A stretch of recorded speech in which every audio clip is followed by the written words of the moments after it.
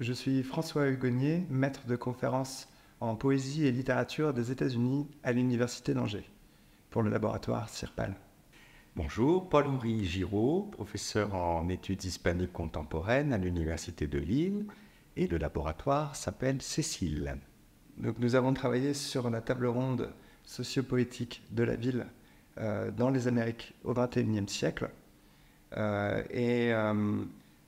L'idée de départ était bien sûr de regrouper 6 spécialistes américanistes du Nord et américanistes du Sud pour ouvrir les possibles, pour apporter différentes perspectives, euh, et, tant en littérature qu'en poésie. La première intervenante nord-américaniste était Anne-Laure Tissu, qui est professeure de littérature américaine à l'université de Rouen. Elle est traductrice notamment de Percival Everett, avec lequel elle travaille depuis une vingtaine d'années maintenant. Et elle a fait un choix intéressant, puisqu'assez paradoxal. Elle s'est intéressée au roman The Trees, paru récemment en 2021, et où l'action se situe principalement dans une toute petite ville, Money, dans le Mississippi.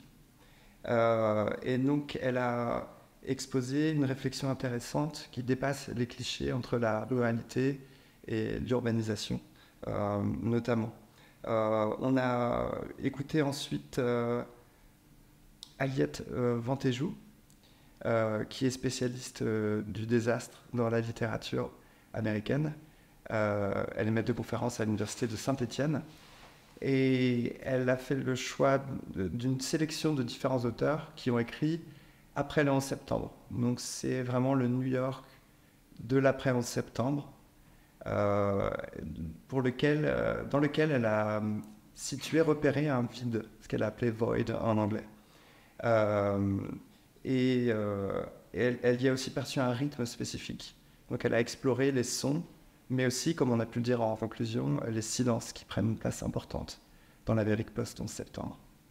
Et enfin, nous avons eu la chance d'entendre Aurore Clavier sur la poésie autochtone dans la ville états-unienne, et sa communication était intitulée Réinscription. Aurore Clavier est poéticienne et elle a exploré la poésie très contemporaine des natifs américains.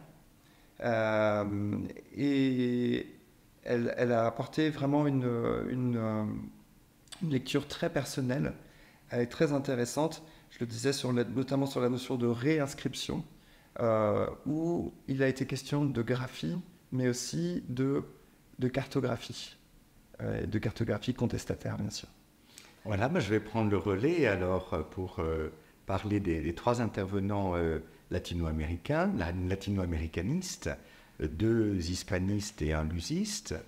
Donc nous avons d'abord eu la communication de Salomé Dahan, qui est enseignante et bientôt docteur de l'université de Créteil, et qui nous a parlé d'un de ses auteurs étudiés dans sa thèse, Sergio Chefe, qui vient de mourir il y a quelques mois à Buenos Aires, et de la cartographie sociale de ces romans, en particulier marqués par des niveaux de langue, des expressions, mais aussi par des sons, des musiques socialement situées, avec aussi une partition de l'espace, par exemple une autoroute entre deux quartiers socialement distincts du point de vue de la hiérarchie sociale.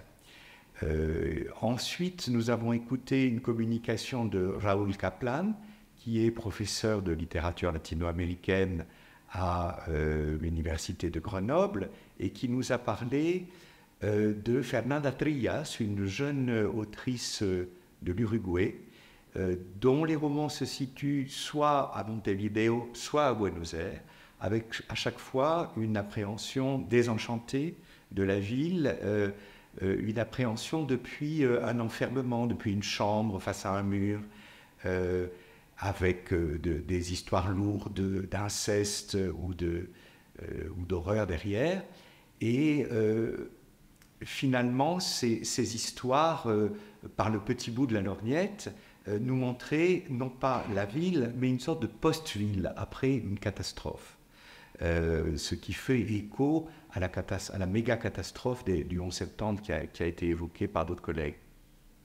Et puis, c'est plutôt la problématique raciale qui a été évoquée par François Weigel, qui enseigne au Brésil la langue et la littérature, et qui est spécialiste du roman brésilien contemporain. Il a parlé de deux romanciers actuels, Jefferson Tenorio le premier et José Falero le second. Jefferson Tenorio évoque d'emblée la question de la race à travers la question de la peau, qui fait partie du titre, puisque le titre du roman c'est L'envers de la peau, et tandis que José Falero implicitement parle de personnages racialisés qui sont dans une position subalterne de rayonnistes de supermarché à Porto Alegre, et où en fait il faut percevoir la hiérarchie sociale par la manière de parler, par les sujets de conversation. Et le non-dit est aussi important que le dit. Cela recontextualisé dans un pays extrêmement polarisé après deux alternances politiques violentes au moment de l'accession au pouvoir de Jair Bolsonaro, puis au moment de nouvelle accession au pouvoir de Lula, avec une visibilité affichée des minorités, et en particulier des minorités racialisées. Donc là, j'y ai vu des échos avec l'Amérique du Nord par cette question qui était évoquée dans certains romans du Mississippi aussi, les injures raciales, les stéréotypes, comment affleure un certain langage de la rue dans le roman lui-même.